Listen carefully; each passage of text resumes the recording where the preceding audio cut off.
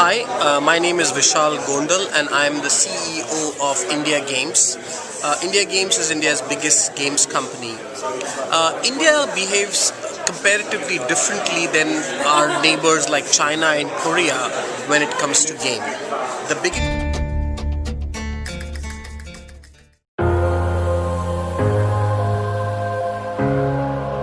So we are not developing one, but three games. One is an action game, one is a music-based game, and the third is a cricket game. So there are three games under production. Clearly, the action game which we are building, and Akshay Kumar, as you know, is a brand ambassador of my other venture, Goki. I talked about this game to him and given Akshay Kumar's close association with the armed forces. He was very keen that we look at how we can work with the FAU-Gs, and that's how the name came up. In fact, it was his idea. Game development is a long process. We have a big team. There are multiple, game designers, level designers.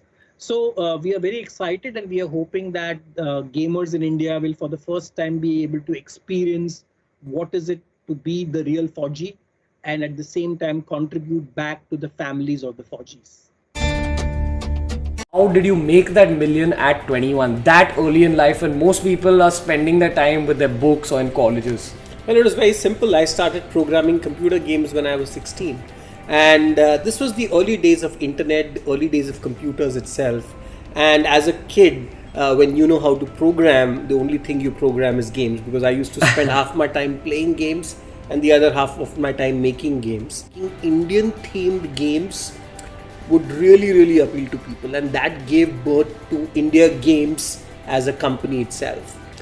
But the more interesting thing happened when I was approached by these two dudes who came in full suits in my office. I used to only wear shorts and t-shirts. And these guys came in and they said, we are from this company called Price Waterhouse something. And I was like, Waterhouse, ये पानी की company or something. But I realized, no, Price Waterhouse Coopers was this big investment banking and all of that, and they told me they'll get me something called venture capital. Okay. Of course, I had not heard of venture capital. Nobody had. They finally told me, venture capital is like money which is given to you, which you have to never return back. And I was like, man, I was, at that time about 20. Okay. And I was like, apne baap ka kuch nahi ja raha, let's take it. Yeah. And within a few weeks, they made a business plan. We worked with them together. Of course, I had no idea what a business plan is. Yeah. And within a matter of weeks, we had 3.5 crores in the bank. Wow. And just to give you a sense how much that 3.5 crores in today's context is, in 1999, when we raised it, it's like having 50 crores today. Wow. It is that equivalent. This is almost like, as I told you, about 17 years back. When you started out, was the intention to create a business out of making games? Actually, no. The intention was to have fun. The intention was, beautiful. it was all about going after my own passion. So I was very passionate about two things: gaming in the real world and gaming in the physical world. I was a national level volleyball player. So I only spent my time in a playground, either in the real world or in a computer game. And I didn't study too much. In fact, I barely passed 10th. That's what I want to ask you. Did your parents have an issue with this? How did you figure at that age that, okay, I'm going to do business instead of studying? And what have you studied? What is your degree? So actually, no degree. I actually didn't pass college. I'm a TY fail, technically. So I was very clear that after my 10th standard, I am not going to take science or I'm not going to take engineering or anything, because I thought that that's going to waste too much of my time in learning things which is of no use to me.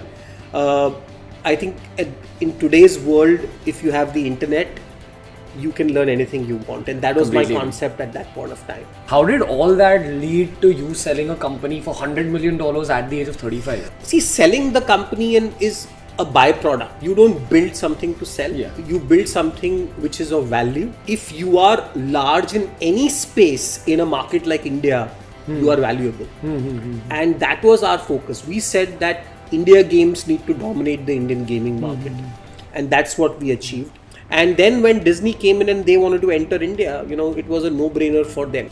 But coming back to the core idea, that my whole point was that I am a gamer and I am here to entertain myself. And if I make a good game, I know what others will love playing. So all this is amazing to listen to, but I also want to know about the struggles, especially initially. Did you face any resistance from, say, your friends, your peers? In fact, all the time. Okay. And my barometer of doing whether I'm doing something correct is when people tell me you should not do it. In fact, the safest thing to do today is what everybody else is doing, because the odds of success is so low. I give this example that what is more dangerous is not swimming with the sharks but crossing the road. Yeah, I agree. And I think that's exactly what I do. And when it was gaming, people said, who's ever going to play games in India? Who's going to ever pay for games in India? Will gaming ever be popular in India? We never had a gaming culture. And today I say that most people, if they use a phone, it's either to see videos or play games. Gaming is one of the biggest application on any portable device. Yeah. And again, this all started out with just you being passionate about one thing and chasing that, I'm assuming. Absolutely. Okay. Now I want to ask you something that a lot of the viewers are interested in knowing. So when you had that sellout at the age of 35, that's a lot of money. Why did you choose to work further after that? So right now you're running a company called Goki. But at that stage, a lot of people would just choose to take all that money and sit on a beach with like a margarita. But what made you say that no, okay, I'm going to do something further after this? So I think, the whole idea is that, money is a byproduct. It is not the destination. Okay. I think if you start making your goal that I want to make money and I want to be a millionaire or a billionaire, you'll never do that. Because if you make that as a destination, you'll never reach it. The destination is to do something remarkable, is to do something which will have a large impact to a number of people. And with India Games, I think we were able to create a big enough company, and I jokingly say we were able to impact 100 million people, because that was the amount of downloads we actually did of our games. And now my goal was, how do I build something which can impact 1 billion people? And which is why I chose health, which is a big one. So again, I am not here trying to chase money. I am here trying to chase my passion. And during my journey of India Games, I realized my own health had deteriorated. And then I figured out, using technology, using apps, using wearables, using coaches, how I could make myself fitter. And now my goal was, how can I get 1 billion people to get something like this? What advice would you have to a young Indian entrepreneur in 2017? I think in today's world, if you are young, you have the potential, each one of you has the potential to be a millionaire or a billionaire. So I think the opportunities are immense. The other big thing which has happened, the big difference here is the world is your playground. Yeah. You are no longer restricted by only thinking about building a product just for India. You could build a product for the world sitting here. But at the same time, you could even say, I'm only going to build a product for the market of Haryana or for the market of Punjab. So you could even do hyper targeting with platforms like YouTube, or you could do global targeting. Finally, I just want to ask you this one thing. A lot of people have this doubt about how to find their passion or how to, get that first business idea. Again, what would your final piece of advice be for people like this? See, there are two kinds of ideas. One is what I called the painkiller, and the other is the itch creator. Okay. So painkiller is that there is a problem, there is a pain, and you have found a solution to it and killed the pain. Okay. And there are a lot. If you look at India, a place like India, there are 1 million pains everywhere. There is, khaddas on the road. I mean, you can find 1 million pains. And if you just take that one pain and find a solution to it, and you are really passionate about it, maybe you have a relative, a friend, or you have yourself gone through a pain, you can find a solution to that. Yeah. And the second thing is an itch creator. So itch creator is something which is completely new, like Facebook or Twitter or Instagram. It was never there, but today you can't live without it. Those ideas are slightly more difficult because you have to experiment, you have to do a lot more things. But once again, in a market like India, there are 1 million opportunities to create itches. But I think at the core of it, you need to be passionate about the idea. If you are looking at these ideas clinically, listing it in an Excel sheet and just, idea number 1 nahi chala, 2 nahi chala, aisa nahi hota hai. It is about saying that this is one idea I'm passionate about, and B, what maybe I'm going to make it successful. Yeah. Those ideas work when you are not willing to ever give up. That's when you succeed. If you are saying that, oh, this was idea number 1, it didn't work, I'm going to idea number 2, you will never succeed. Stay at it. Stay at it. Wow. And do it with love. That's something I Absolutely. love.